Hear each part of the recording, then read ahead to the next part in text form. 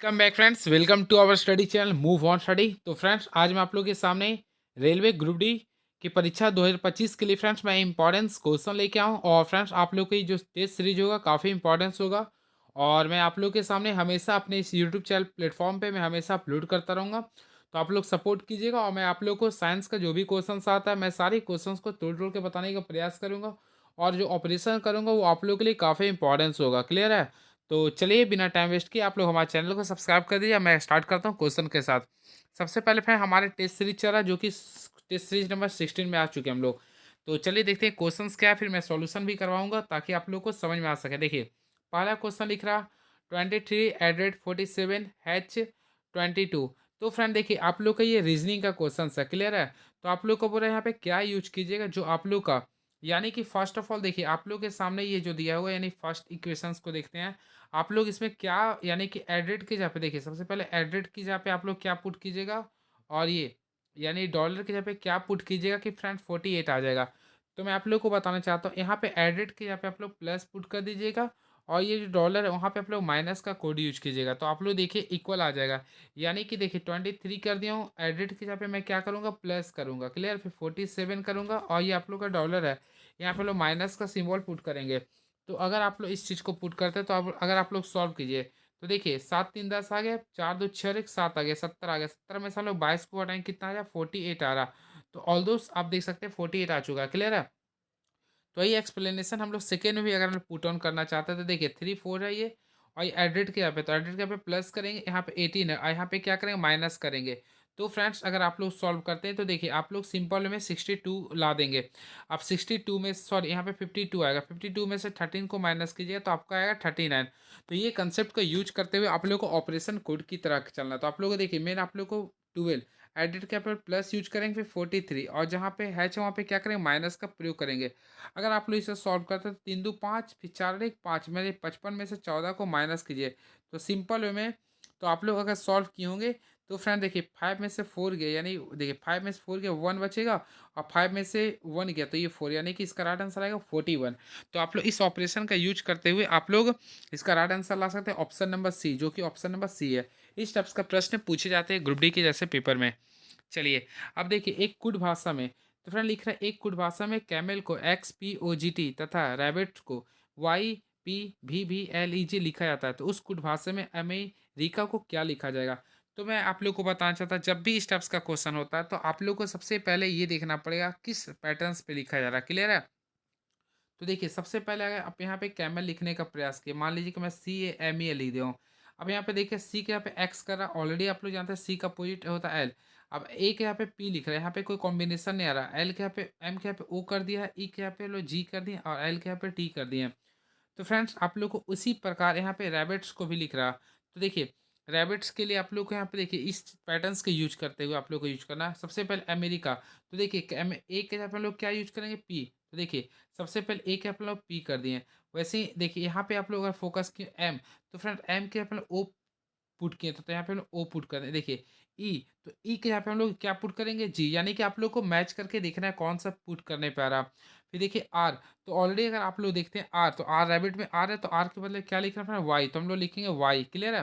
फिर देखिएगा आई, तो ऑलरेडी अगर आप लोग रैबिट्स में देखिए टी के पहले आई था, तो फ्रेंड्स आई के जगह पे अगर आप लोग पुट कीजिएगा तो सिंपल वे में देखिएगा तो आप लोग को आई के लिए आप लोग एल को यूज कर सकते हैं। क्लियर है?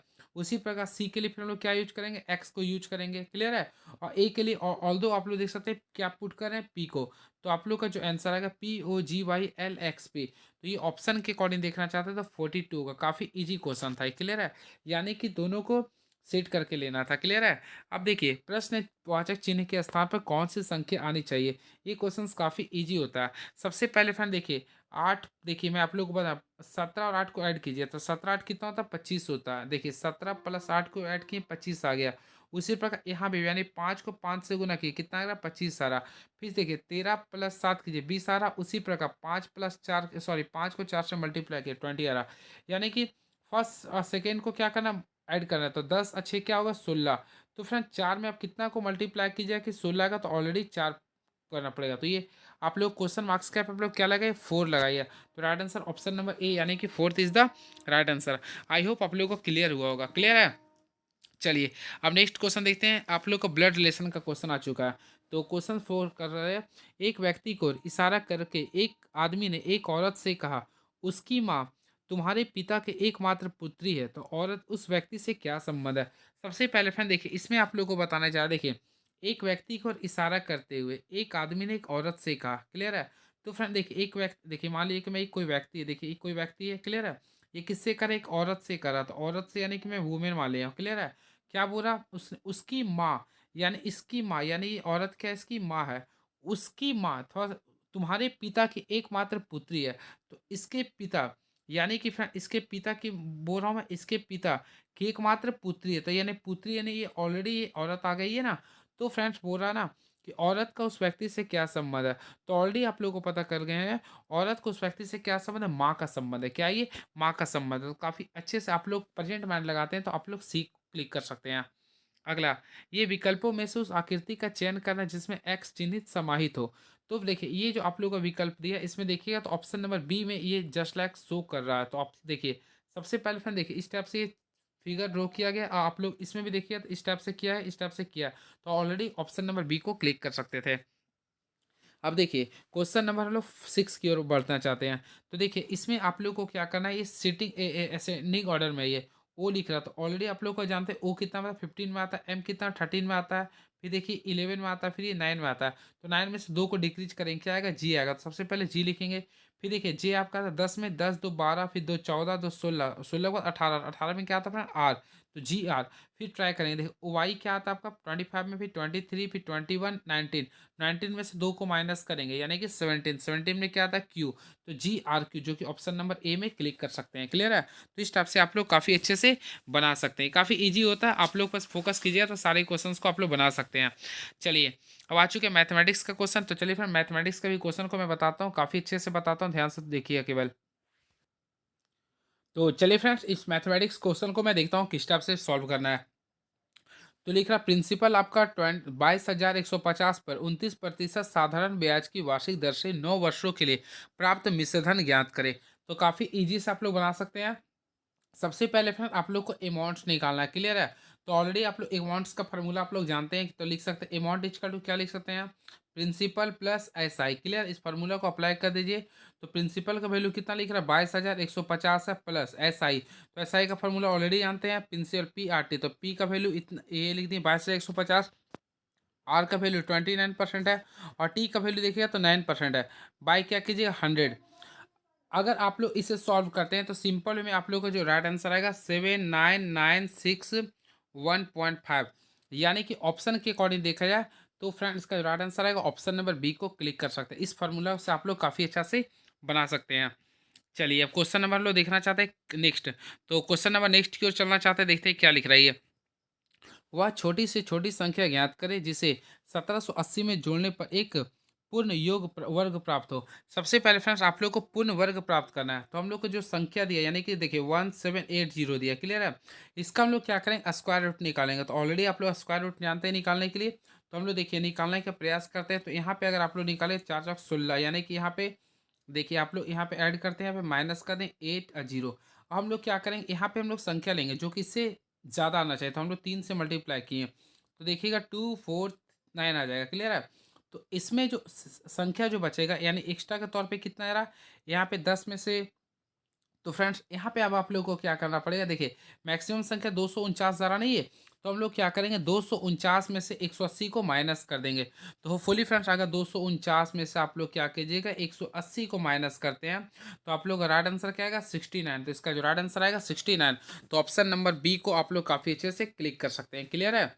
चलिए, अब नेक्स्ट क्वेश्चन। नहीं तो फ्रेंड्स आप लोग क्या कीजिए, देखिए 17 ये आप लोग का ना, इसमें आप लोग 69 को ऐड कर दीजिए। देखिए क्या रहा? 9, 8 6 14, यहाँ 8 और 1। तो ऑलरेडी आप लोग जानते हैं ये किसका, ये आप लोग का किसी का ये वह स्क्वायर रूट होता है। तो आप लोग इसी प्रकार आप लोग काफ़ी अच्छे से क्लिक कर सकते हैं। क्लियर है? चलिए, एक मॉडल सारणी का माध्य और माध्यिका क्रमशः 43 और 43.4 है, तो बहुलक क्या होगा? सबसे पहले आप लोग को मैं बताना चाहता हूँ, बहुलक के लिए यानी मोड का सूत्र होता है। आप लोग मोड का सूत्र याद कर लीजिए, क्या होता है? 3 मीडियन। देखिए मैं लिख देता हूँ, 3 मीडियन माइनस 2 मीन, ये फॉर्म 2 मीन होता है। तो सबसे पहले फ्रेंड देखिए 3 कर दिया मीडियन, तो मीडियन ये माध्यिका का वैल्यू देखेंगे तो 43.4 था, तो 43.4 लिख दिया -2। मीन का वैल्यू देखिए तो 43 था। अगर आप लोग इसे सॉल्व करते हैं तो सबसे पहले यहाँ पे सॉल्व किया तो 130.2 आएगा -86। तो अगर आप लोग इसे सॉल्व करते हैं तो कितना आएगा 44.2 आएगा। तो राइट आंसर क्या होगा 44.2 इज द राइट आंसर। तो फ्रेंड्स अगर ऑप्शन में और जाना चाहते हैं तो option number C is the right answer. अब आ चुके हैं, देखिए क्वेश्चन क्या लिख रहा है ये। तो क्वेश्चन लिख रहा है एक ठोस घन का संपूर्ण पृष्ठीय क्षेत्रफल 294 सेंटीमीटर स्क्वायर है। इसे पिघलाकर 7 सेंटीमीटर त्रिज्या वाला लंब वृत्तीय बेलन बनाया जाता है। तो बेलन की ऊंचाई ज्ञात करें। सबसे इजी क्वेश्चन है ये। सबसे पहले फोकस कीजिए, तो घन का संपूर्ण पृष्ठीय क्षेत्रफल दिया, देखिए यहाँ पे घन का संपूर्ण पृष्ठीय क्षेत्रफल दिया ना 294 सेंटीमीटर स्क्वायर। तो ऑलरेडी आप लोग जानते हैं घन का संपूर्ण पृष्ठीय क्षेत्र क्या होता है 6a स्क्वायर बराबर 294 कीजिएगा। तो यहाँ से अगर आप लोग निकालेगा तो सिंपल में ए स्क्वायर का वैल्यू निकालेगा तो आप लोग का 49 आएगा। क्लियर है। तो यहाँ से ए का वैल्यू निकालेगा तो कितना आएगा 7 आएगा। और हम लोग क्या करेंगे, सबसे पहले घन का आयतन निकालेंगे। तो सबसे पहले घन का आयतन क्या होता है ऑलरेडी आप लोगों को पता होगा, ए क्यू होता है। तो हम लोग क्या करेंगे घन का आयतन निकालेंगे, यानी कि क्यूब का हम लोग वॉल्यूम निकालेंगे। तो इसका जो फॉर्मूला होता है ए क्यू। तो हम लोग चलिए लिखने का प्रयास करते ए क्यू। तो ऑलरेडी पता है ए का वैल्यू कितना था 7, तो 7 को हम लोग 3 टाइम्स को लिख दिए। तो ऑलरेडी इसका जो वैल्यू आ रहा है 343 सेंटीमीटर क्यू आ रहा है। क्लियर है। अब अगर फोकस करना चाहते हैं तो फ्रेंड्स लिख रहा देखिए लंब वृत्तीय बेलन बनाया था। तो हम लोग क्या करेंगे घन का आयतन बराबर करेंगे बेलन का आयतन। तो सबसे पहले बेलन का आयतन क्या होता है मैं लिख देना चाहता हूँ पाई आर स्क्वायर एच। और घन का आयतन क्या था 343 आया था। अब क्या करेंगे फ्रेंड्स सॉल्व करेंगे। तो पाई का वैल्यू ऑलरेडी पता है 22/7 होता है आर स्क्वायर। तो आर का वैल्यू 7 आया था, तो ऑलरेडी 7 × 7 कर देंगे। एच का वैल्यू निकालना है। घन का आयतन क्या था 243 था ये। अगर आप लोग यहाँ से सॉल्व करते हैं तो एच का जो सिंपल वे में वैल्यू आएगा 2.2 centimetre is the right answer. तो इस प्रोसेस को आप लोग को बनाना था। तो राइट आंसर हो जाएगा 2.2।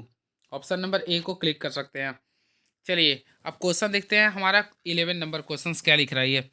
3 पदों का योगफल 12,580 है। पहले और दूसरे पदों के बीच का अनुपात 13:14 और दूसरे और तीसरे पदों के बीच का अनुपात 15:16 है। तो पहले और अंतिम पद के बीच का अंतर ज्ञात करें। काफ़ी इजीएस्ट वे में इसे सॉल्व कर सकते हैं। तो फ्रेंड्स इसे अगर मैं आप लोग को बताना चाहता हूँ, सबसे पहले देखिए यहाँ पे पहला पद कीजिए, यहाँ पे सेकंड पद कीजिए, यहाँ पे थर्ड कीजिए। क्लियर है। सबसे पहले पहला का देखिए तो 13 से 14 है। क्लियर है। उसी पे का फिर देखिएगा तो दूसरा और तीसरा यानी दूसरा 15 अनुपात क्या है ये। तो फ्रेंड्स इस पे हम लोग फोकस करना चाहते हैं। देखिएगा इसमें लिख रहा 15 अनुपात लिख रहा 16। तो आप लोग सबसे पहले यहाँ पे हम लोग ऑलरेडी आप लोग को पता है प्रोपोर्शनल पढ़े होंगे। तो हम लोग क्या करेंगे यहाँ पे इसके बगल में 15 लिख सकते हैं, इसके बगल में क्या लिखिए 14 लिख दीजिए। अगर आप लोग सॉल्व करते हैं तो देखिए आप लोग को पहला वैल्यू इस टाइप से आप लोग मल्टीप्लाई करके निकाल सकते हैं 1 2 3 का वैल्यू। तो पहला वैल्यू अगर आप लोग निकाले तो 195 आएगा। क्लियर है। सेकेंड वैल्यू निकालेगा तो 210 आएगा। थर्ड वैल्यू निकालेगा तो 224 आएगा। यानी इस टाइप से आप लोग निकाल सकते हैं। हम लोग तीनों यूनिट को इक्वल कर देंगे। तो सबसे पहले फ्रेंड तीनों यूनिट को इक्वल कर दीजिए। तो तीनों को जोड़िए तो 629 आएगा। तो 629 का वैल्यू आएगा 12580। तो यहाँ से हम लोग एक यूनिट का वैल्यू निकालेंगे तो ये कितना आएगा 20 आएगा। अब फ्रेंड्स अगर क्वेश्चन बोल रहा था पहला पद और तीसरा पद का अंतर, तो पहला पद अगर आप लोग देखे होंगे तो फ्रेंड्स पहला पद का वैल्यू था 224। 224 में से 200 सॉरी पहला था देखिए 224 था और अंतिम क्या था तीसरा पद था 145। ये दोनों में डिफरेंस निकालेगा तो 29 यूनिट आ रहा। क्लियर है। अब हम लोग क्या करें 29 को 20 से मल्टीप्लाई करेंगे, यानी 29 को मल्टीप्लाई करेंगे 20 से। तो काफ़ी अच्छा से 580 इसका राइट आंसर आएगा। तो फ्रेंड्स का जो राइट आंसर आएगा 580 आप लोग के बीच में इसका राइट आंसर होगा। क्लियर है। तो इस टाइप से आप लोग काफ़ी अच्छे से इसे बना सकते हैं। चलिए नेक्स्ट क्वेश्चन देखते हैं क्या लिख रहा है ये। तो साइंस का क्वेश्चन आ चुका है जो कि काफ़ी अच्छा होता है ये। विभवांतर को स्थिर रखते हुए एक परिपथ का प्रतिरोध आधा कर दिया जाए तो धारा पर क्या प्रभाव होगा। तो ऑलरेडी फ्रेंड्स आप लोगों को पता है सबसे पहले ओम्स के नियम के अनुसार देखिए, और ऑलरेडी आप लोगों को पता है देखिए ओम्स के नियम के अनुसार V बराबर क्या होता है IR होता है। क्लियर है। और हम लोग क्वेश्चंस की ओर मूव ऑन करना चाहते हैं। फ्रेंड्स क्वेश्चन लिखा विभवांतर को स्थिर रखना है, यानी कि V1 बराबर V2 करना है। तो इसको स्थिर कीजिए तो करंट आपका क्या होगा I1 बराबर क्या होगा R1। यहाँ पे लिखिए I2 बराबर R2 लिखिएगा। क्लियर है। अब यहाँ पे क्वेश्चन लिख रहा यदि एक परिपथ का प्रतिरोध को आधा कर दिया जाए। सबसे पहले देखिए इसको हम लोग उसी प्रकार रहने देंगे। क्लियर है। प्रतिरोध को क्या करें आधा कर रहे हैं। तो फ्रेंड्स हम लोग क्या करते हैं सिंपल वे में ऑलरेडी आप लोगों को पता I2 रहने देंगे, प्रतिरोध को हम लोग आधा करते हैं। तो यहाँ क्या लिखेंगे देखिए R1/2 कर सकते हैं। R1 आपका कैंसिल हो गया। तो यहाँ से अगर आप लोग निकालिए, देखिए मैं कलर को चेंज करके बना रहा हूँ। यहाँ पे सिंपल वे में प्रयास कीजिएगा तो देखिए ये I2 है ना, तो I2 बराबर अगर वैल्यू निकालिएगा तो 2I1 आएगा, 2I1 आएगा। क्लियर है? यानी कि सिंपल वे में क्या हो जाएगा, दोगुनी हो जाएगा। क्या हो जाएगी? ये दोगुनी। तो राइट आंसर क्या लिखे, दोगुनी हो जाएगी। काफ़ी अच्छा से समझ में आ गया होगा। चलिए बात करते हैं विभवांतर मापने वाले यंत्र को। तो फ्रेंड्स मैं आप लोगों को बताना चाहता हूँ, विभवांतर को मापने वाले यंत्र को बोलते हैं वोल्ट मीटर। क्या बोलते हैं? इस चीज़ को आप लोग नोट डाउन कर सकते हैं। इसे हम लोग क्या बोलते हैं, वोल्ट मीटर कहते हैं। यानी विभवांतर मापने वाले यंत्र को बोलते हैं वोल्ट मीटर। और इसे परिपथ में समांतर क्रम में जोड़ते हैं। और एक आदर्श वोल्ट मीटर का जो प्रतिरोध होता है वो अनंत होता है। क्या होता है फ्रेंड? अनंत होता है। क्लियर है? और प्रतिरोध का जो एसआई मात्रक होता है, तो ऑलरेडी आप लोगों को पता होगा प्रतिरोध का जो एसआई मात्रक होता है ओम होता है। क्या होता है फ्रेंड? ओम होता है। अब प्रतिरोध को मापने वाला जो यूनिट होता है उसे बोलते हैं ओम मीटर। क्या बोलते हैं? ओम मीटर। तो इस चीज को भी आप लोग को ध्यान में रखना पड़ेगा। चलिए नेक्स्ट क्वेश्चन। तो नेक्स्ट क्वेश्चन की मूव ऑन करना चाहते हैं, देखते हैं क्या लिख रहा है ये। तो लिख रहा है एक विद्युत उपकरण में व्यय होने वाले विद्युत ऊर्जा किन दो कारकों पर निर्भर करती है। तो फ्रेंड्स मैं आप लोगों को बताना चाहता हूँ, सबसे पहले अगर आप लोग इसका इक्वेशन पढ़े हैं तो काफ़ी अच्छे से आप लोग कर सकते हैं। सबसे पहले मैं आप लोगों को बताना चाहता हूँ, किसी विद्युत उपकरण में व्यय होने वाले विद्युत ऊर्जा निम्नलिखित कारकों पर निर्भर करता है। ऑलरेडी आप लोग पढ़े होंगे जूल का तापमान नियम। तो जूल के तापमान नियम में क्या होता है, एच बराबर क्या होता है, आई स्क्वायर इंटू आर टी होता है। ये फार्मूला आप लोग पढ़े होंगे। तो इसके अकॉर्डिंग देखा जाए तो सबसे पहले विद्युत धारा के पे निर्भर करता है, प्रतिरोध और समय पे निर्भर करता है।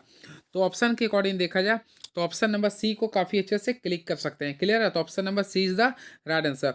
और इस फार्मूला को याद रखिएगा, ये आप लोग का न्यूमेरिकली के लिए काफ़ी इंपॉर्टेंस होगा। क्लियर है? और इसका फ्रेंड्स अगर आता है कहाँ उपयोग करते हैं, तो ऑलरेडी आप लोग को पता होगा विद्युत हीटर में प्रयोग करते हैं, विद्युत फ्यूज में प्रयोग करते हैं, विद्युत बल्ब में इसका प्रयोग करते हैं। चलिए नेक्स्ट क्वेश्चन।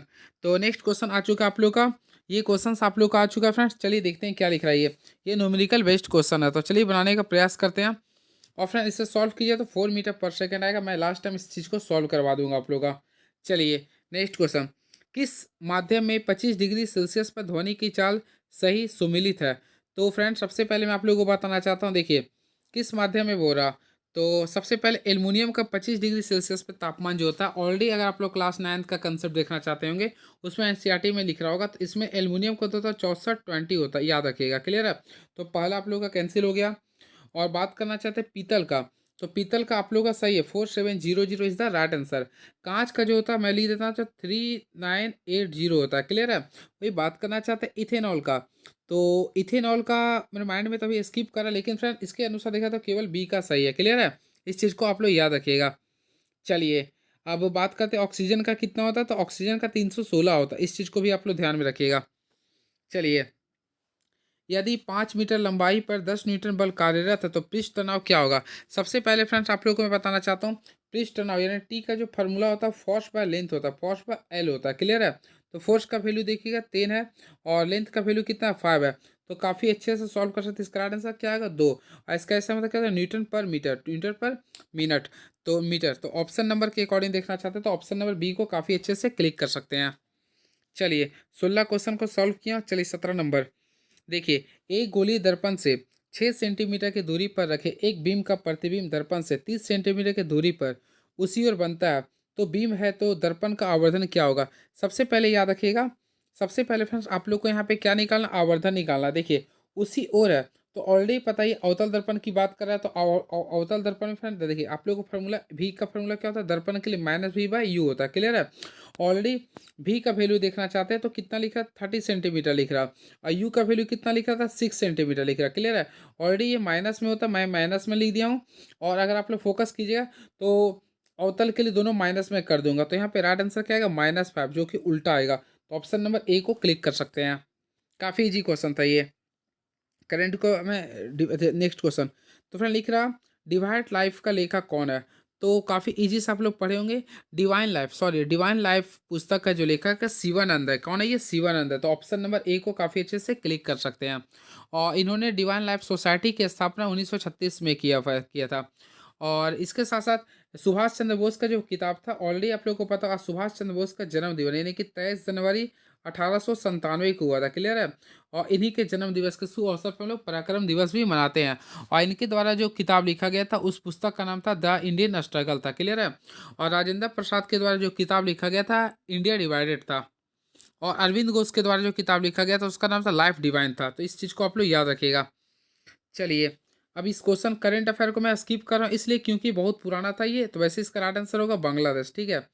चलिए, अब यहाँ पे आप लोग काफ़ी ईज़ी से सॉल्व कर सकते हैं। देखिए सॉल्व भी मैं किया हुआ। तो चलिए देखिए दोनों परीक्षाओं में फेल होने वाला। तो फ्रेंड 39/50 कर दीजिए ना, सिंपल है। देख लीजिए 39 बाई क्या लिखिए 500 कीजिए इंटू 100। तो आसानी से सॉल्व कीजिएगा तो राइट आंसर आएगा 7.8%। चलिए नेक्स्ट क्वेश्चन। निम्नलिखित चित्रों में एक ही पासे की दो विभिन्न स्थितियां दिखलाई गई है। लाल पृष्ठ के विपरीत होने का रंग क्या होगा? समय सबसे पहले फिर देखिए आप लोगों को मैं बताना चाहता हूँ। सबसे पहले दोनों में कॉमन प्रयास करेंगे क्या। देखिए यहाँ पे काला है तो काला को मैं प्रयास करो। देखिए काला को कॉमन लिया। अगर काला के बाद जाते हैं तो क्या आ रहा है पीला। काला के बाद क्या आ रहा है आपका पीला आ रहा है, ठीक है। पीला के बाद देखना चाहते हैं तो सफ़ेद है। क्या फ्रेंड सफ़ेद है। अब नेक्स्ट में तो देखिए काला के जहाँ पे मैं काला ले दिया हूँ। अब काला के बाद जाना चाहते हैं तो लाल आ रहा है। क्या आ रहा है ये लाल आ रहा है। अब लाल के बाद देखिए तो हरा हरा। अब देखना पड़ेगा आपको क्या बोला लाल पृष्ठ। तो फ्रेंड लाल के उल्टा तो लाल लाल के उल्टा क्या आ रहा है पीला। तो देख सकते हैं काफ़ी अच्छे से। तो फ्रेंड लाल का जो अपोजिट आ रहा है यहाँ पे पीला आ रहा है। क्या आ रहा है ये पीला। तो ऑप्शन नंबर सी को काफ़ी मोहब्बत से क्लिक कर सकते हैं। तो राइट आंसर होगा ऑप्शन नंबर सी। वही सफ़ेद का बोलता तो हरा होता। चलिए इसमें आप लोग को प्रश्नवाचक प्रतिस्थापित करना। तो फ्रेंड इसे अगर प्रतिस्थापित करते हैं तो ऑप्शन नंबर सी को क्लिक कर सकते हैं। ये सब अपने माइंड से क्लिक कर सकते हैं। चलिए अब मैं नेक्स्ट क्वेश्चन दिखाना चाहता हूँ क्या है। तो देखिए ये गणित का क्वेश्चन है। चलिए गणित के क्वेश्चन को सारे को मैं सॉल्व करवा देता हूँ जो आप लोग के लिए काफ़ी इंपॉर्टेंस होगा। देखिए सॉरी 26 को मैं नहीं बताया। देखिए कुछ चिड़ियाघर हैंगर है तो चलिए इसको सॉल्व करवाता हूँ। सबसे पहले देखिए कुछ कुछ यानी कुछ मान लीजिए चिड़ियाघर है ये, क्लियर है। तो कुछ चिड़ियाघर यानी सी जी ली दिया हूँ। कुछ चिड़ियाघर हैंगर है, हैंगर यानी एच मान लिया हूँ, क्लियर है। कुछ हैंगर मछलियाँ, मछलियाँ यानी एफ मान लिया हूँ। कुछ चिड़ियाघर मछलियाँ तो देखिए कुछ चिड़ियाघर मछलियाँ नहीं, पहला कैंसिल हो गया। तो सेकेंड लिख रहा क्या देखते हैं। कुछ मछलियाँ हैंगर नहीं है तो ये भी नहीं है, यानी कि दोनों गलत हो गया। तो ना तो निष्कर्ष वन ना तो निष्कर्ष टू सही है। चलिए अब हम लोग क्वेश्चन है अगला भी क्या, हाँ मैथमेटिक्स का क्वेश्चन आ गया फ्रेंड। देखिए आप लोग को स्टेप्स के क्वेश्चन को सबसे पहले बेस को क्या करते हैं इक्वल करते हैं। तो देखिए 3 है, 3 कर दिए। यहाँ पे क्या लिखेगा x+8 लिखिएगा, क्लियर है। अब 27 है तो 3 पर पावर 3 कर सकते हैं। यहाँ पे क्या कीजिएगा 2x+1 कीजिएगा। अब बेस सेम है तो हम लोग क्या करते हैं केवल इसका पावर को सॉल्व करते हैं। तो 3 टू जा क्या होगा 6 प्लस 3। अगर आप लोग इसे सॉल्व करते हो तो सिंपल वे में एक्स का वैल्यू लिख दीजिए 1। तो राइट आंसर क्या होगा एक्स का वैल्यू 1, जो कि ऑप्शन नंबर डी के अकॉर्डिंग आप सही कर सकते हैं। यानी इसका right answer option number D होगा। चलिए नेक्स्ट क्वेश्चन। 20 और 50 के बीच की अभाज्य संख्याओं का औसत कितनी होगी? सबसे पहले आप लोग को 20 और 50 के बीच कुल अभाज्य संख्या को लिखना पड़ेगा। सबसे पहले जो 20 देखिए सबसे पहला क्या होगा 23 होगा। फिर आप लोग का जो नेक्स्ट होगा 29 होगा। फिर जो होगा 31 होगा। देखिए मैं लिख देता हूँ। फिर 37 होगा। उसी प्रकार नेक्स्ट आप लोग का 41, फिर 43 को ऐड कीजिए और लास्ट ऐड कीजिए तो 47। यानी ये कुल आप लोग का अभाज्य संख्या जो कि 20 और 50 के बीच में है। कुल संख्या देखिए तो 7 है। और फ्रेंड टोटल ऐड किया तो 251 आएगा। 251 को 7 से डिवाइड कीजिएगा तो 38.85 आएगा, जो कि ऑप्शन नंबर ए को क्लिक कर सकते हैं। चलिए अब नेक्स्ट क्वेश्चन आ चुके हैं, देखते हैं क्या लिख रहा है। एक दुकानदार के पास 3 भिन्न गुणवत्ता का दूध है। पहली गुणवत्ता 475 लीटर दूध है। दूसरी का लिख रहा है 513 लीटर दूध है। तीसरी का गुणवत्ता लिख रहा है 532 लीटर दूध है। एक समान माप की बोतलों को वह न्यूनतम संभावित। तो फ्रेंड यहाँ पे याद रखिएगा न्यूनतम। तो न्यूनतम जब भी बोलता और विभिन्न के लिए बोल रहा तो आप लोग क्या कीजिए। देखिए सबसे पहले HCF निकालिए। तो आप लोग क्या कीजिए देखिए HCF निकालना 475 लीटर का। फिर निकालना आप लोग का 513 का। फिर निकालना 532 का। तो सिंपल में इसका HCF निकालेगा तो 19 आएगा। क्या आएगा 19। और हम लोग क्या करेंगे ये जो HCF आया सारे को हम लोग इससे डिवाइड करेंगे। तो 19 19 19 ये डिवाइड करें। अब बीच में हम लोग क्या करें सारे को जोड़ देंगे। तो फिर यहाँ पर डिवाइड किया तो 25 आ गया प्लस। फिर प्लस किए तो 27 आ जाएगा। फिर प्लस कीजिएगा तो आप लोग का 28 आ जाएगा। अगर इसे सॉल्व करते हैं तो 80 इसका राइट आंसर आएगा। तो ऑप्शन नंबर ए को क्लिक कर सकते हैं। ये 29 क्वेश्चन रहा। चलिए 30 देखते हैं क्वेश्चन क्या लिख रहा है ये। तो फ्रेंड 30 नंबर देखते हैं क्या लिख रहा है। देखिए ए एक्स से वाई तक 121 किलोमीटर प्रति घंटा की चाल से यात्रा करता है और 150 मीटर देरी से पहुंचता है। यदि वह 132 किलोमीटर प्रति घंटा की चाल से यात्रा करता है तो 150 मीटर जल्दी पहुंचता है। तो एक्स और वाई के बीच की दूरी ज्ञात करना है। सबसे इजी क्वेश्चन फ्रेंड। जब भी स्टेप्स का क्वेश्चन आता है तो आप लोग के दूरी निकालने के लिए फॉर्मूला है दोनों के चालों का गुणनफल कर दिया। यानी एक का चाल कितना 121 है और एक का कितना 132 है। यानी दोनों के चालों का गुणनफल कर दिया। फिर दोनों के चालों का अंतर कीजिएगा। यानी 132 में से 121 को घटाइएगा तो 11 बचेगा, क्लियर है। इसके बाद क्या कीजिए समय का अंतर कीजिएगा। तो यहाँ पे देखिए देखिए यहाँ पे क्या बोल रहा, देरी या जल्दी, देरी या जल्दी यानी अपोजिट डायरेक्शन में रहेगा, देरी या जल्दी रहेगा तो आप लोग ऐड कर दीजिएगा। तो 150 150 300 हो गया ना, और ये मिनट में था तो इसको 60 से डिवाइड कर देंगे। अगर आप लोग इसे सॉल्व करते हैं तो 6 2 सॉरी ये आप लोग का राइट आंसर आएगा। क्लियर। तो ऑप्शन नंबर देख लीजिए, यानी 7260, option number C is the right answer. चलिए नेक्स्ट क्वेश्चन। पी क्यू से दो गुनी तेजी से कार्य करता है, क्यू अकेला किसी कार्य को 12 दिनों में पूरा कर सकता है। पी और क्यू को एक साथ मिलकर उस कार्य को पूरा करने में कितना समय लगेगा। फ्रेंड्स आप लोग को मैं बताना चाहता हूँ, सबसे पहले देखिए यहाँ पे पी लिख रहा है और यहाँ पे क्या लिख रहा है, क्यू लिख रहा है। तो यहाँ पे सिंपल वे में लिख रहा है पी की क्षमता, देखिए आप लोग को मैं क्षमता लिख रहा हूँ। सबसे पहले क्या लिख रहा है देखिएगा, पी की क्षमता क्यू से दुगुना है तो मैं क्यू से दुगुना कर दिया हूँ। तो ऑलरेडी आप लोगों को पता है कार्य जो होता है क्षमता गुना समय होता है, यानी इसका कार्य जब निकालेगा तो 1 गुना 12 करना पड़ेगा, क्योंकि क्यू अकेला किसी कार्य को कितना दिन में कर रहा है, 12 दिन में। तो 12 हम लोग इसका रेशियो को ऐड कर दें तो सिंपल में कितना रहा, 4। तो इसका जो राइट आंसर आएगा 4 दिन। ऑप्शन नंबर डी को क्लिक कर सकते हैं। उगते और डूबते सूर्य के लाल होने का कारण क्या है। तो फ्रेंड्स ऑलरेडी आप लोगों को पता होगा, उगते और डूबते इसका मेन कारण होता है, देखिए नीले और बैगनी दोनों रंगों का प्रकीर्णन सबसे अधिक होता है। तो right answer option number C को क्लिक कर सकते हैं। और मैं आप लोग को बताना चाहता हूँ, लाल रंग के प्रकाश का तरंग सबसे अधिक होता है। और रैले के अनुसार प्रकीर्णित प्रकाश की तीव्रता जो होती है S is directly proportional to 1/λ/4 होता है।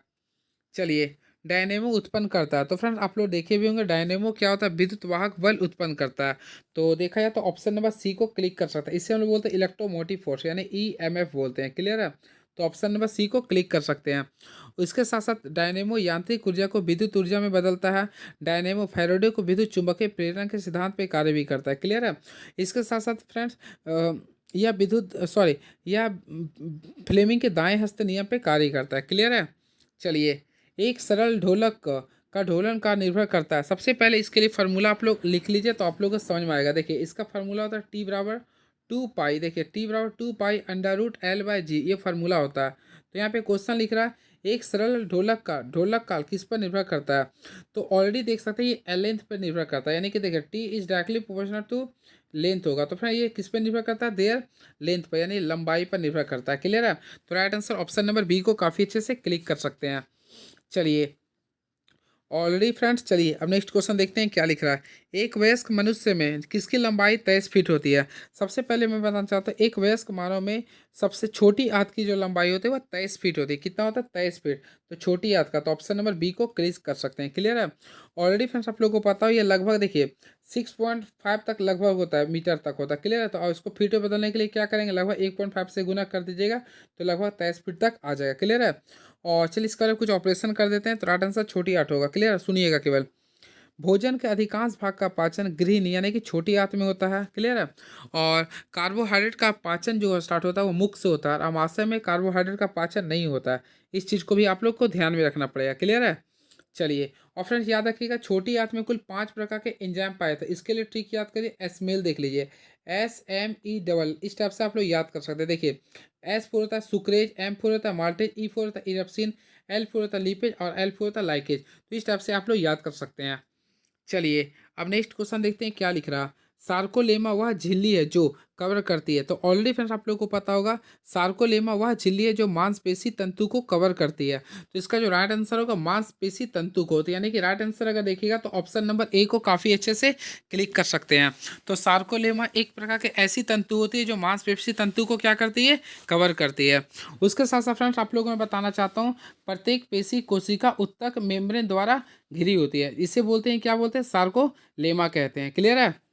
चलिए अब हम लोग नेक्स्ट क्वेश्चन की ओर मूव ऑन करना चाहते हैं, देखते हैं हमारे बीच में क्या लिख रहा है ये।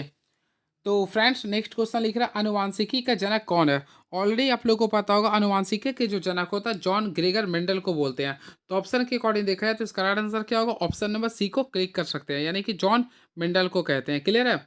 वही बात करना चाहते हैं, मेंडल को क्यों कहते हैं, क्योंकि फ्रेंड मेंडल ने अपने प्रयोग के लिए सबसे पहले मटर के पौधे का प्रयोग किया था। अब मटर के पौधे का प्रयोग इसलिए किया था क्योंकि मटर का जीवन काल काफ़ी अल्प होता है, लगभग 7 से 8 महीना ही होता है। क्लियर है। और इसके साथ साथ फ्रेंड ये भी आप लोग याद रखिएगा, मेंडल जो था वो ऑस्ट्रिया के रहने वाले थे। कहाँ के रहने वाले थे, ऑस्ट्रिया के रहने वाले थे। क्लियर है। चलिए अब हम लोग देखते हैं नेक्स्ट क्वेश्चन हमारे बीच में क्या लिख रहा है ये। और इसके साथ साथ आनुवांशिकता कोड में कुल 64 शब्द संभावित हैं। चलिए नेक्स्ट क्वेश्चन। दिल्ली का वह प्रथम सुल्तान कौन था जिन्होंने नियमित सिक्के पर जारी किए गए तथा दिल्ली को अपने साम्राज्य का राजधानी घोषित किया? तो मैं आप लोगों को बताना चाहता हूँ, दिल्ली का वह प्रथम सुल्तान इल्तुतमिश था जिन्होंने नियमित सिक्के जारी किए और दिल्ली को अपने साम्राज्य की राजधानी घोषित की। तो राइट आंसर जो होगा इसका फ्रेंड इल्तुतमिश होगा। क्या होगा ये? इल्तुतमिश होगा। क्लियर है? और फ्रेंड ऑलरेडी आप लोगों को पता है इल्तुतमिश कुतुबुद्दीन ऐबक का क्या था, ये दामाद था। इल्तुतमिश ने लाहौर की जगह दिल्ली को राजधानी बनाया था। याद रखिए इल्तुतमिश ने लाहौर की जगह पे राजधानी कहाँ बनाया था? तो दिल्ली बनाया था। इस चीज़ को भी आप लोग ध्यान में रखिएगा। क्लियर है? इसके साथ साथ याद रखिएगा कुतुबुद्दीन ऐबक ने लाहौर को राजधानी बनाया था, यानी कुतुबुद्दीन ऐबक ने लाहौर को राजधानी बनाया था। और इल्तुतमिश ने चांदी का टांका चलवाया था। इल्तुतमिश ने तांबा का जित्तल सिक्का चलाया था। कुतुबुद्दीन ऐबक गुलाम वंश का संस्थापक था और इल्तुतमिश को गुलाम वंश का वास्तविक संस्थापक भी कहा जाता है। क्लियर है? और फ्रेंड बलबन के बारे में आप लोग जानते थे, बलबन कौन थे? बलबन बलबन के बारे में आप लोग कमेंट बॉक्स में लिखिए कौन थे। चलिए नेक्स्ट क्वेश्चन। मैक्सके पुरस्कार विजेता पहले भारतीय कौन थे? तो काफी इजी क्वेश्चन ये। मैक्सके पुरस्कार विजेता पहले भारतीय जो था आचार्य विनोबा भावे थे। कौन थे फ्रेंड? आचार्य विनोबा भावे। तो ऑप्शन नंबर डी को क्लिक कर सकते हैं, आचार्य विनोबा भावे थे। रमन मैक्सिको पुरस्कार की स्थापना जो हुआ था 1957 में हुआ था। याद रखिए कब हुआ था? 1957 में हुआ था। और यह पुरस्कार फिलीपींस के दिवंगत राष्ट्रपति रमन मैक्सिको की स्मृति में दिया जाता है और यह एशिया का प्रमुख पुरस्कार और सर्वोच्च सम्मान माना जाता है। आचार्य विनोबा भावे को यह जो पुरस्कार मिला था 1958 में मिला था। याद रखिएगा। क्लियर है? चलिए नेक्स्ट क्वेश्चन। इससे पहले फिर याद रखिएगा यह पुरस्कार एनडीटीवी के एंकरिंग करने वाले यानी कि रवीश कुमार को भी मिला है। चलिए किस राज्य में हवाई अड्डे का नाम महाराजा अग्रसेन के नाम पर रखा गया? तो ऑलरेडी फ्रेंड्स आप लोगों को पता होगा हरियाणा। इसका राइट आंसर क्या होगा? Haryana, option number B. चलिए अब 41 नंबर क्वेश्चन देखते हैं क्या लिख रहा है ये। तो क्वेश्चन लिख रहा है, चलिए इसको क्लिक करते हैं। अब देखिए ये सब सारे क्वेश्चन को मैंने देखिए 43। घड़ी की सुइयां 5 बजकर 15 मिनट पर कितने डिग्री का कोण बनाता है? तो फ्रेंड सबसे पहले जब भी स्टेप्स आता है घड़ी की सुइयां के रिगार्डिंग क्वेश्चन तो आप लोग एक फार्मूला यूज कीजिए। थीटा बराबर होता है 11/2। देखिए 11/2 -30h होता है। इस फार्मूला का यूज कीजिए। तो 11/2 कर दिया मिनट। तो मिनट का वैल्यू दिख रहा है 15 लिख रहा है -30 और एच का वैल्यू कितना लिख रहा है 5। अगर आप लोग इसे सॉल्व करते हैं तो देखिए 15 को 11 से गुना कीजिए तो फ्रेंड्स कितना आएगा? 165 आएगा। तो 165 को आप लोग 2 से डिवाइड कीजिए और 30 को 5 से गुना कीजिए तो 150 आएगा। अब अगर आप लोग इसे पूरे के पूरे सॉल्व करते हैं तो आप लोग का जो राइट आंसर आएगा 67.5 डिग्री आएगा। क्या आएगा? 67.5 डिग्री आएगा। तो ऑप्शन नंबर बी को अच्छे से क्लिक कर सकते हैं। अब देखिए क्वेश्चन नंबर है फ्रेंड आप लोग को लुप्त स्थान को बताना है। 30 में से 54 को लाना है तो यानी 24 को ऐड कीजिए। 54 में कितना ऐड करिए कि 126 आएगा। तो ऑलरेडी आप लोग को पता है 72 को ऐड कीजिए। अब 294 में 366 करना है। तो फ्रेंड यहाँ पे लिख रहा है आप लोग का 72। इसका right answer 174, option number B. चलिए अब देखिए ये क्वेश्चन है आप प्रसन्न उदास तो बोलना का क्या होगा? चिल्लाना। काफी इजी क्वेश्चन था ये, ऑप्शन नंबर एक क्लिक कर सकते थे। चलिए आकृति वाले क्वेश्चन खुद से कर लीजिएगा। अब देखिए यदि समीकरण a x square plus x minus three बराबर जीरो का एक मूल -1 है तो दूसरा मूल क्या होगा? तो फ्रेंड सबसे पहले देखिए एक मूल दिया -1। ऑलरेडी आप लोगों को पता होगा। देखिए सबसे पहले क्या कीजिए फ्रेंड, सबसे पहले यहाँ पे क्या कीजिए, ऑलरेडी आप लोग को पता देखिए अल्फा इंटू बीटा। तो अल्फा का value alpha into beta value क्या होता है? -b/a होता है ना, सॉरी c/a होता है। इस प्रकार आप लोग को बनाना पड़ेगा। देखिए तो अल्फा का वैल्यू -1 मान लीजिए। क्लियर है? और एक और वैल्यू मान लीजिए कि मैं अल्फा मान लिया। क्लियर है? बराबर c/a। तो c का वैल्यू -3 है। ए का वैल्यू आप लोग को निकालना पड़ेगा यहाँ पे। तो ए का वैल्यू तो ऑलरेडी यहाँ पे दिया नहीं है तो हम लोग को बनाना पड़ेगा तभी ये सॉल्व होगा। तो फ्रेंड्स यहाँ पे आप लोग ए का वैल्यू निकालिए। सबसे पहले हम लोग क्या करेंगे, देखिए ये आप लोग को जो इक्वेशन दिया एक x square plus x minus three बराबर जीरो है, इसका मूल कितना? एक दिया गया। तो हम लोग क्या करेंगे, जहाँ पे एक्स है वहाँ पे ए पुट करेंगे तो यानी -1 का स्क्वायर कर देंगे प्लस यहाँ भी -1 कर देंगे -3 बराबर जीरो। तो यहाँ सॉल्व कीजिएगा तो देखिए एक -1 -3 बराबर जीरो। तो ऑलरेडी ए का वैल्यू अगर निकालिएगा तो कितना आ रहा? 4 आ रहा। तो फ्रेंड्स अब आप लोग को सॉल्व करना है, यानी कि आप लोग यहाँ लिखिए 4x² प्लस एक्स -3 बराबर जीरो।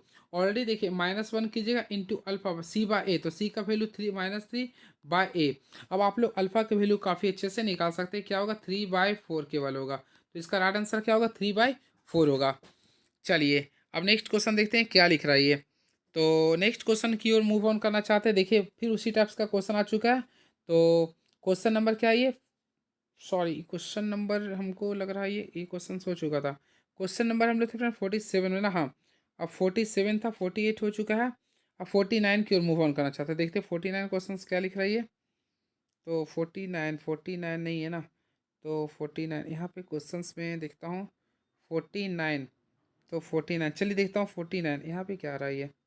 तो इस क्वेश्चन को डबल टाइम हो गया ये, हाँ ये क्या हो गया। ओफो, एक ही क्वेश्चन को दो तीन बार लिखा गया ये। तो यहाँ पर भी मैं देख रहा हूँ पीडीएफ में हमारा, हाँ चलिए यहाँ से क्वेश्चन आ गया देखिए। तो क्या लिखा, यदि कोई राशि 20 वर्षों में 4 गुनी हो जाती है तो साधारण ब्याज की दर क्या होगी। काफ़ी इजी क्वेश्चन है। इसके लिए फ्रेंड दर के लिए फार्मूला क्या कि n-1 कीजिए बाय r गुना 100, ये फार्मूला का यूज कीजिए। तो देखिए 4 गुनी, तो यानी 4 में से गया 3/r। तो r का वैल्यू आप लोगों को तो पता नहीं है, तो फ्रेंड यहाँ पे क्या, सॉरी n-1/100 टी कीजिएगा टी। तो टाइम कितना 20 है, गुना 100 कीजिएगा। अब आप लोग काफ़ी 20 का पावर में 100 कितना हमारा 5, तो 5 से कितना आता 15%। तो राइट आंसर क्या आएगा 15%। चलिए क्वेश्चन नंबर 50। तो लिख रहा है एक बॉक्स में 2 नीली, 4 लाल, 5 हरी और एक पीली टोपी है। बेतरतीब 2 टोपी उठाने पर दोनों को नीला होने की क्या प्रायिकता होगी। सबसे पहले फिर जब भी ऐसा क्वेश्चन आता है तो हम लोग कॉम्बिनेशन का यूज करते हैं। सबसे पहले देखिए क्या बोल रहा, दोनों के नीला, तो सबसे पहले नीला का संख्या 2 था, अब इसका में दोनों का नीला, तो 2 कॉम्बिनेशन 2 लगाएंगे। तो ऑलरेडी आप लोगों को पता होगा 2 कॉम्बिनेशन 2 यानी कि 2 गुना 1 करेंगे, फिर यहाँ पे हम लोग 1 गुना 2 करेंगे, यानी यहाँ वैल्यू कीजिए तो 1, यानी 2 कॉम्बिनेशन 2 का वैल्यू 1 आ गया। अब क्या करेंगे टोटल वैल्यू देखेंगे, 5 4 9 2 11 एक 12, यानी कि टोटल कितना था 12। तो 12 में से हम लोग को 2 को चूज करना है, तो 12 कॉम्बिनेशन 2 सबसे पहले क्या करेंगे 12 गुना 11 करेंगे, और यहाँ पे क्या करें 1 गुना 2। तो 2 का पाला में 12 कितना आ रहा है 6 बार में, तो यहाँ पे कितना आ रहा 66 आ रहा। और हम लोग क्या करें यहाँ से फ्रेंड्स आप लोग के सामने यहाँ पे प्रायिकता निकालेंगे। तो ऑलरेडी एनी/एन एस, तो एनी का वैल्यू 1 था और एन एस का वैल्यू 66 था, तो इसका वैल्यू आएगा 1/66। तो ऑप्शन नंबर क्या डी को क्लिक कर सकते हैं। चलिए क्वेश्चन आ चुका सर्कल से, देख सकते हैं हम। वृत्त के केंद्र ओ से 13 सेंटीमीटर की दूरी पर स्थित एक बिंदु पी से वृत्त पर 12 सेंटीमीटर लंबाई के 2 स्पर्शरेखाएं पी क्यू और पी आर खींची जाती है। तो चतुर्भुज पी क्यू आर एस का क्षेत्रफल क्या होगा। काफ़ी आसानी से बना सकते हैं। सबसे पहले क्या कीजिए, देखिए हम लोग क्या करते हैं, देखते हैं सबसे पहले जो बता रहा हूँ ध्यान से देखिएगा। मान लीजिए केंद्र है फ्रेंड्स, यहाँ से आप लोगों को सॉल्व करना है, क्लियर है।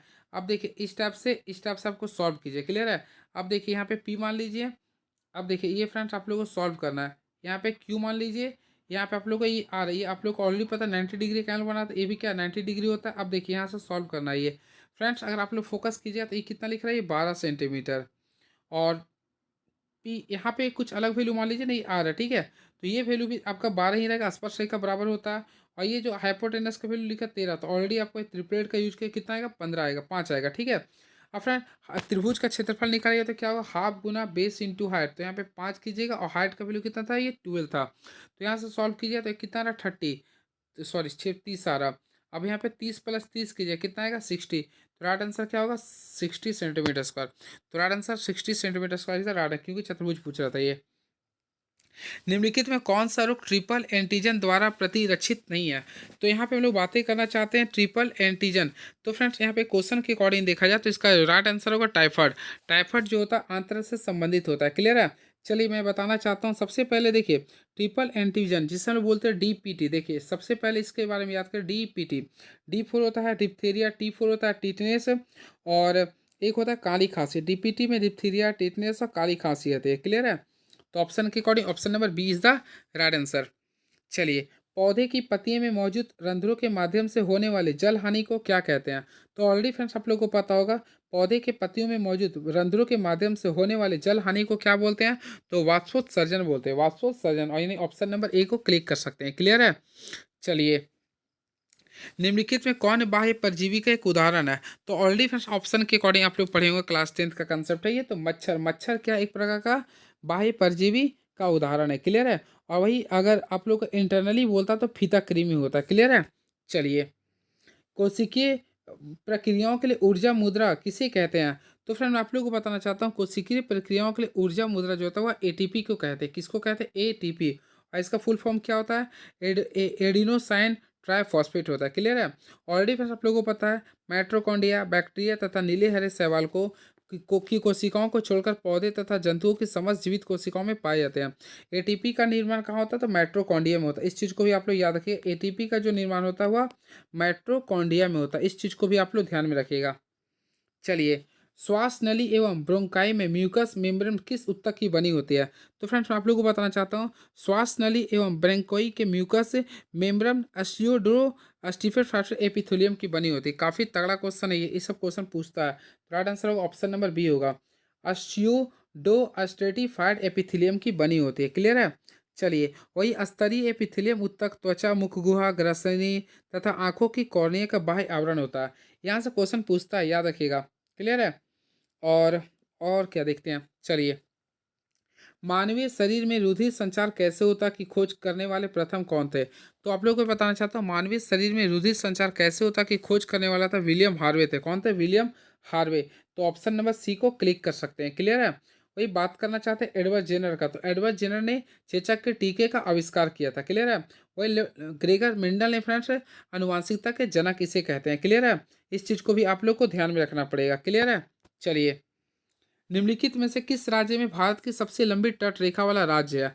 तो फ्रेंड वैसे मैं आप लोगों को बताना चाहता हूँ, सबसे ज़्यादा जो लंबी तट रेखा वाला जो राज्य होता है वह गुजरात होता है। लेकिन ऑप्शन में गुजरात नहीं है, तो गुजरात के बाद जो कोई आता है वो आता है आंध्र प्रदेश। क्या आता है फ्रेंड? आंध्र प्रदेश। तो ऑप्शन नंबर आप लोग कर सकते हैं, ऑप्शन नंबर सी को क्लिक कर सकते हैं। क्लियर है? ऑलरेडी आप लोगों को पता होगा भारत में तट रेखा की कुल लंबाई कितनी है? तो लिख देता हूँ, 7516.6 किलोमीटर होता है। इस चीज़ को आप लोग को ध्यान में रखना पड़ेगा। गुजरात का तट रेखा सबसे सर्वाधिक लंबी होती है। क्लियर है? और पूरे विश्व की बात करना चाहते हैं तो कनाडा होता है। पूरे विश्व में क्या होता है? कनाडा होता है। चलिए, अब नेक्स्ट क्वेश्चन। तो लिख रहा है, किश्तवाड़ नेशनल पार्क कहाँ स्थित है? तो ऑलरेडी फ्रेंड्स आप लोग को पता है किश्तवाड़ नेशनल पार्क भारत के जम्मू कश्मीर में स्थित है। तो राइट आंसर लिख सकते हैं जम्मू कश्मीर में स्थित है। क्लियर है? इसके साथ साथ आप लोग याद रखिएगा, जिम कॉर्बेट नेशनल पार्क की स्थापना 1936 में हुआ था। कब हुआ था? 1936 में हुआ था। वह भारत का पहला नेशनल पार्क था। क्लियर है? इस चीज़ को भी आप लोग याद रखिए। और वह कहाँ पे है? तो उत्तराखंड में है। क्लियर है? चलिए, झारखंड में कौन सा है? तो झारखंड में बेतला, जो कि आप लोग को पता, BETLA, BETLA। तो इसे बोलते हैं python elephant tiger leopard axis axis होता है। क्लियर है? तो बेतला झारखंड में है। चलिए, अब अगला क्वेश्चन की ओर मूव ऑन करना चाहते हैं, देखते हैं क्या लिख रहा। भारत के संविधान के 11वीं अनुसूची में कितने विषय हैं? तो फ्रेंड्स मैं आप लोगों को बताना चाहता हूँ, भारत के संविधान के 11वीं अनुसूची में कुल 29 विषय। याद रखिए, कुल कितने विषय हैं? तो कुल 29 विषय हैं। इस चीज़ को आप लोग ध्यान में रखिएगा। और 11वीं अनुसूची भारतीय संविधान का 73वां संविधान संशोधन द्वारा जोड़ा गया था, यानी इसे 73वां संविधान संशोधन के द्वारा जोड़ा गया था। और फ्रेंड इसके साथ साथ याद रखिएगा, 11वीं अनुसूची में पंचायती राज से संबंधित होता है, जिसमें आर्टिकल जो था वह ए से लेके ओ तक जिक्र किया गया। क्लियर है? और आर्टिकल नंबर 40 जो पंचायतों के गठन का उल्लेख करता है। तो ये सब सारी चीज़ों को आप लोग को याद रखिएगा। क्लियर है? और वैसे आप लोग को देखिए, 11वीं अनुसूची में 29 को याद करने के लिए क्या है, देखिए 2 + 9 कीजिए, कितना आता है? 11। तो इस टाइप से भी आप लोग याद कर सकते हैं। चलिए, अब आ चुका है रीजनिंग का क्वेश्चन, देखते हैं। एक लड़का पश्चिम की ओर 4 किलोमीटर जाता है। चलिए, कोई लड़का यहाँ से स्टार्ट कर रहा है, ठीक, देखिए कोई लड़का है, मान लीजिए, देखिए मान लीजिए कोई लड़का एक्स है, यहाँ से पश्चिम की ओर 4 किलोमीटर चलना स्टार्ट करता है। फिर वह दाईं ओर मुड़ता है और 7 किलोमीटर चलता है। चलिए, दाईं ओर मुड़ा दिए, 7 किलोमीटर चल गया। फिर बोला हुआ, फिर बाईं ओर मुड़ता है और 22 किलोमीटर चलता है। चलिए, 22 मिनट इसको चला दिए, वो अपने गंतव्य स्थान पर पहुंच जाता है। तो लड़के द्वारा कुल तय की गई दूरी। तो फ्रेंड दूरी की बात करते हैं तो सारी चीज़ों को हम लोग ऐड कर देते हैं, यानी कि सॉरी, हाँ, तो पहले 4 करेंगे, देखिएगा बहुत बड़ा कर दिए ना। हाँ, तो फ्रेंड्स हम लोग क्या करें, दूरी के लिए जब भी बोलता है सारे को जोड़ देता है, 4 + 7 + 22। अगर आप लोग इसे ऐड करते हैं तो 11 33 हो गए, यानी राइट आंसर क्या होगा? 33 किलोमीटर। तो ऑप्शन नंबर जो भी है 33 किलोमीटर इसका राइट आंसर कर सकते हैं। अब देखिए, असंगत को छूना है, तो ऑलरेडी आप लोग देख सकते हैं ये अपोजिट है। तो अपोजिट देखिए, मैं याद किया था लव, देखिए एल का उल्टा होता ओ, भी का उल्टा है भी, तो देखिए लव यानी भी का उल्टा ई हो गया। देखिए, फिर याद किया था फुआ फू, तो देखिए एफ यू, यानी ये भी सही है। क्यूज, तो फिर क्यूज, क्यू का उल्टा होता है जे, तो यहाँ पे देखिए गलत हो गया, यानी कि ऑप्शन नंबर सी गलत हो गया। तो ऑप्शन नंबर सी को काट सकते हैं। और फिर याद किया था जीटी रोड, तो देखिए जीटी ऑलरेडी दिया हुआ है। काफ़ी अच्छा क्वेश्चन आ गया। तो ये करंट कैलेंडर का क्वेश्चन आप लोग खुद से बनाइए। देखिए, अधिकारी, सरकारी कर्मचारी, अब पुरुष, इसे आप लोग वेन डायग्राम के अंदर शो करना। सबसे पहले देखिए फ्रेंड्स, आप लोग देखिएगा, ये अधिकारी, एक अधिकारी सरकारी कर्मचारी भी हो सकता है और वो पुरुष भी हो सकता है, यानी इस टाइप से ऑप्शन नंबर 1 को क्लिक कर सकते हैं। अब आ चुका है ये क्वेश्चन। फ्रेंड्स थोड़ा सा थक चुका हूँ मैं। देखिए, इस क्वेश्चन, दी गई आकृति में कितने वर्ग हैं? तो मैं आप लोग को बताना चाहता हूँ, जब भी स्टेप्स का क्वेश्चन आता है आप लोग को मैं ट्रिक बताना चाहता हूँ। देखिए, टोटल गिनिए, 1 2 3 4 5, 5 है। ये आप लोग का 5 कॉलम है, रो कितना 1 2 3। सबसे पहले रो को कॉलम से गुना करेंगे, 5 को हम लोग क्या करेंगे 3 से गुना करेंगे, उसी प्रकार फिर 4 को हम लोग किससे गुना करेंगे 2 से गुना करेंगे, फिर 3 को हम लोग 1 से गुना करें। आप लोग सॉल्व कीजिए, यानी कि 15 प्लस 8 प्लस 3, तो यहाँ पे सॉल्व कीजिए तो टोटल कितना रहा 26। तो इसका जो राइट आंसर आएगा 26 इज द राइट आंसर। चलिए अब नेक्स्ट क्वेश्चन देखते हैं क्या लिख रहा है ये क्लास 10th का क्वेश्चन आ चुका है फ्रेंड्स। आप लोग sin 30 ये इसको अगर पुट कीजिएगा तो इसका वैल्यू अगर आएगा तो आप लोग -1 को ला सकते हैं। चलिए अब ये किस्त वाला क्वेश्चन, इससे अगर आप लोग बनाइए तो 720 आप लोग का आंसर आएगा। क्लियर है। चलिए अब मैं नेक्स्ट वीडियो में आता हूँ तो मैं सारे क्वेश्चन को डील करूँगा थोड़ा, ठीक है। तब तक आप हमारे चैनल के साथ बने रहिए। तब कुछ और बता दें, चलिए थोड़ा सा और खींच ही देते हैं, देखते हैं। चलिए 72, तो फ्रेंड्स 72 नंबर क्वेश्चन की ओर मूव ऑन करना चाहते हैं। देखिए क्या लिख रहा, कौन सा ऑक्सीकारक अवकरण की अभिक्रियानिक नहीं है। तो ऑप्शन के अकॉर्डिंग देखिए तो ऑप्शन नंबर बी जो है था आपका नहीं है, ऑप्शन नंबर बी को क्लिक कीजिएगा। चलिए अब नेक्स्ट क्वेश्चन देखते हैं क्या लिख रहा, उस अभिक्रियाओं को क्या कहा जाता है जिसमें उत्पादों के साथ साथ उष्मा का भी उत्सर्ग उत्पन्न होता है। तो ऑलरेडी उसे हम लोग बोलते हैं उष्मा क्षेपीय अभिक्रिया, यानी उष्मा, ऑप्शन नंबर सी को क्लिक कर सकते हैं। क्लियर है। चलिए और नेक्स्ट क्वेश्चन क्या लिखा है, मसालों और खाद्य परीक्षण के रूप में इस्तेमाल किए जाने के लिए अलावा साधारण नमक का उपयोग किस कार्य के लिए किया जाता है। तो फ्रेंड इसका ऑलरेडी आप लोगों को पता है, इसमें से सभी के लिए कर सकते हैं, यानी ब्लीचिंग पाउडर, बेकिंग सोडा, सभी मार दीजिए ना, यानी इनमें से सभी हो जाएगा। 74 का सी कर दीजिए। तो चलिए सारी चीज़ का सूत्र बता, सबसे पहले ब्लीचिंग पाउडर, तो ब्लीचिंग पाउडर का सूत्र क्या होता है CaOCl2, कैल्शियम ऑक्सीक्लोराइड होता है। उसी प्रकार बेकिंग सोडा का सूत्र क्या होता है, देखिए सोडियम हाइड्रोजन कार्बोनेट यानी NaHCO3 होता है। उसी प्रकार फिर हम लोग नेक्स्ट की बात करना चाहते थे, तो चलिए देखते हैं क्या ये सोडियम हाइड्रोक्साइड का, तो ऑलरेडी पता है NaOH होता है। तो इस टाइप सारे फार्मूला को आप लोग लिख सकते हैं। क्लियर है। और बेकिंग पाउडर क्या होता है, बेकिंग सोडा तथा टार्टिक अम्ल के मिश्रण को क्या बोलते हैं, बेकिंग सोडा पाउडर। बल्कि नेक्स्ट, किसी परमाणु के नाभिक में मौजूद प्रोटॉन और न्यूट्रॉन का कुल संख्या को क्या कहते हैं। तो फ्रेंड्स मैं आप लोगों को बताना चाहता हूँ, किसी परमाणु के नाभिक में उपस्थित, देखिए सबसे पहले मान लीजिए कोई तत्व, ये कोई नाभिक है, देखिए ये कोई तत्व है, तो कोई भी तत्व होता है तो फ्रेंड इसके नाभिक में देखिए थोड़ा सा खींच दिया, तो किसी तत्व के नाभिक में जो प्रोटॉन प्लस न्यूट्रॉन होता है, कि मैं लिख देता हूँ थोड़ा सा, इसको मैं बड़ा ले लिया। देखिए किसी भी तत्व के नाभिक यानी प्रोटॉन प्लस जो न्यूट्रॉन होता है, यही प्रोटॉन प्लस न्यूट्रॉन को हम लोग बोलते हैं एटॉमिक मास, यानी ए बोलते हैं। क्लियर है, एटॉमिक मास बोलते हैं। चलिए और चलिए ऑपरेशन करते हैं, तो फ्रेंड्स इसका राइट आंसर क्या होगा, परमाणु द्रव्यमान, यानी परमाणु द्रव्यमान संख्या, ऑप्शन नंबर सी। बात करते हैं अवोगाद्रो की संख्या का, तो अवोगाद्रो की संख्या का जो वैल्यू होता है 6.022 इंटू 10⁻23 होता है। क्लियर है। और इसके साथ साथ फ्रेंड्स याद रखिएगा, किसी उदासीन परमाणु में इलेक्ट्रॉन की संख्या प्रोटॉन की संख्या आपस में क्या होता है, बराबर होता है। क्लियर है। चलिए अब नेक्स्ट क्वेश्चन देखते हैं क्या लिख रहा है ये, किस तत्व तक अष्टक नियम लागू हुआ था। तो ऑलरेडी फ्रेंड्स आप लोगों को पता है अष्टक नियम जो लागू हुआ था वो कैल्शियम तक लागू हुआ था, यानी ऑप्शन नंबर ए को क्लिक कर सकते हैं। वही बात करते हैं अष्टक नियम किसने प्रोवाइड किया था, तो फ्रेंड याद रखिएगा न्यूलैंड ने, यानी न्यूलैंड ने अष्टक नियम को प्रोवाइड किया था। ये कहाँ के रहने वाले थे, तो ये ब्रिटिश के रहने वाले थे। क्लियर है। और इन्होंने अपना जो अष्टक नियम दिया था भारतीय संगीत के सारे गामा पा धा नि सा पे दिया था। क्लियर है। और वही बात करना चाहते हैं मेंडलिप का, तो मेंडलिप के आवर्त सारणी का नियम परमाणु भार पर आधारित था। और आधुनिक आवर्त सारणी मोसले ने दिया है, जिसमें फ्रेंड्स कुल 7 आवर्त है और 18 वर्ग है। देखिए अल्कली की उत्पत्ति अरबी के, तो फ्रेंड्स मैं आप लोगों को बताना चाहता हूँ अल्कली की उत्पत्ति अरबी के एल्कली से हुआ है। क्लियर है। एल्कली से हुआ है, यानी कि राइट आंसर जो होगा ऑप्शन नंबर ए को काफ़ी अच्छे से क्लिक कर सकते हैं। और वही बात करना चाहते हैं यहाँ से सुनते जाइएगा। सबसे पहले फिर यहाँ पे 3 फॉर्मूला होता है, एक होता है एल्केन का, तो एल्केन का सूत्र होता है CnH2n+2 होता है। क्लियर है। एक होता है अल्कीन का जिसका सूत्र होता है CnH2n होता है।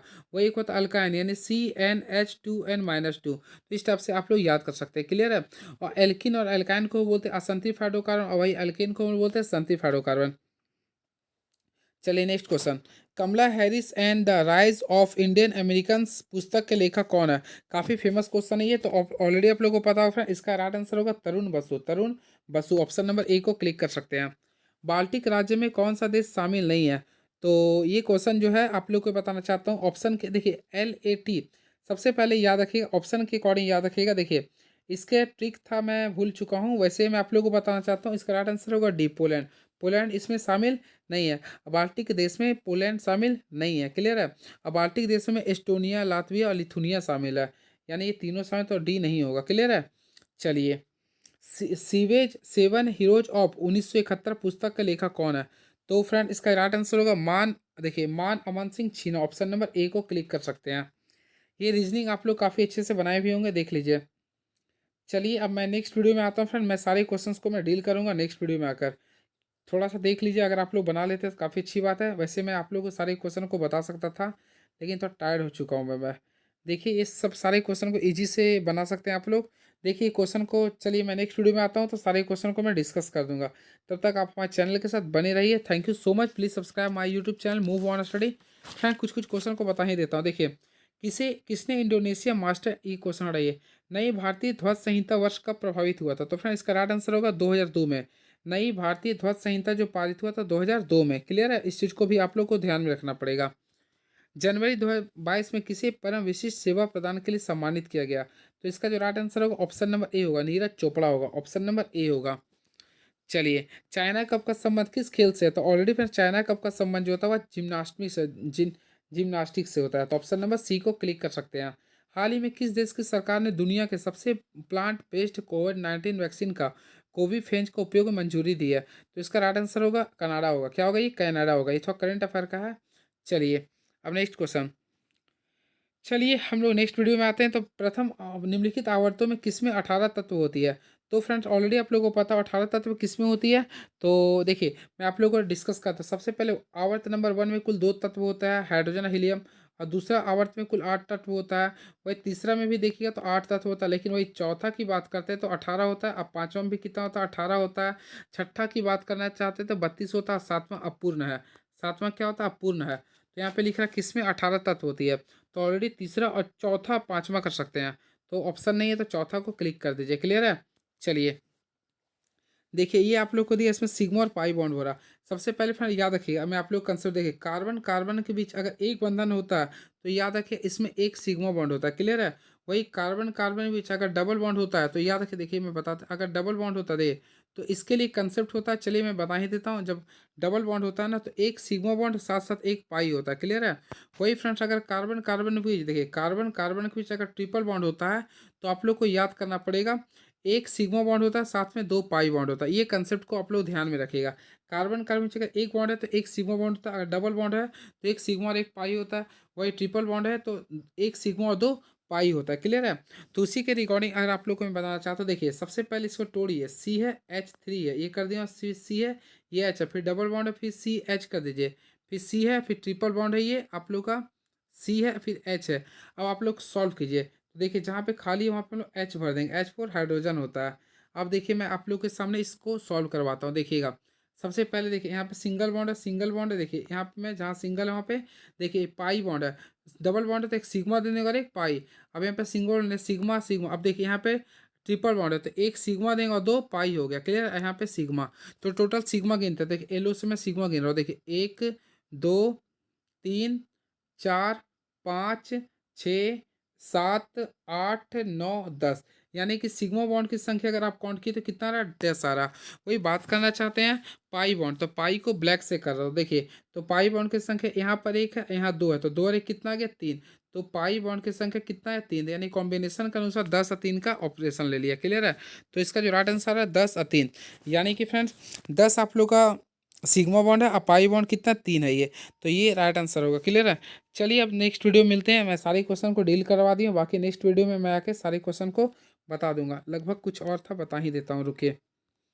तो फ्रेंड 100 क्वेश्चन मैं पूरे के पूरे आज बताने का प्रयास किया हूँ। देख लीजिए आप लोग, काफ़ी अच्छे से देख सकते हैं। कुछ क्वेश्चन बाकी था देखिए। तो इसका जो राइट आंसर होगा 10 सिग्मा और 3 पाई। तो ऑप्शन नंबर ए को क्लिक कर सकते हैं। नेक्स्ट, नियमित बहुभुज के सभी कोण का योग उसके बाह्य कोण का 4 गुना है तो बहुभुज की भाग ज्ञात करें। तो फ्रेंड्स का जो राइट आंसर अगर सॉल्व किया तो 10 डिग्री आएगा। क्या आएगा? 10 कोण आएगा। चलिए अब देखिए ये क्वेश्चन से आप लोग काफ़ी अच्छे से बना सकते हैं। देखिए एक्स का वैल्यू क्या दिया, तो अगर एक्स का वैल्यू देखना चाहते हैं तो एक्स का वैल्यू लिख रहा 3 प्लस अंडर रूट 8 लिख रहा। तो आप लोग को निकालना एक्स स्क्वायर प्लस 1/x²। तो जब भी इस टाइप्स का क्वेश्चन आता है सबसे पहले इसका 1/x निकालेगा। तो ऑलरेडी आप लोग को पता है ये क्या हो जाएगा? 3 माइनस √8 हो जाएगा। अब हम लोग क्या करेंगे? एक्स प्लस 1/x का वैल्यू निकालेंगे। तो यहाँ से सॉल्व कीजिए तो केवल ये क्या आएगा? 6 आएगा। क्लियर है। अब फ्रेंड्स आप लोग क्या कीजिए, सिंपल वे में देखिए एक्स प्लस 1/x का वैल्यू कितना रहा? 6 है। तो आप लोग को निकालना है एक्स स्क्वायर प्लस 1/x² का वैल्यू। तो ऑलरेडी पता है 6 का स्क्वायर में से 2 को घटा दिया, यानी कितना आएगा? 34। तो इसका राइट आंसर क्या आएगा? 34 आएगा। चलिए अब बस और कुछ है मैथ्स का देखते हैं। ये क्वेश्चन था। तो ये तो काफ़ी ईज़ी से आप लोग केंद्रक वाला है, तो आप लोग काफ़ी ईज़ी से बना सकते हैं। तो एक त्रिभुज के शीर्ष बिंदु 3, 5, 6 ये है, तो केंद्रक एक्स वाई, तो एक्स वाई का वैल्यू ज्ञात करना है।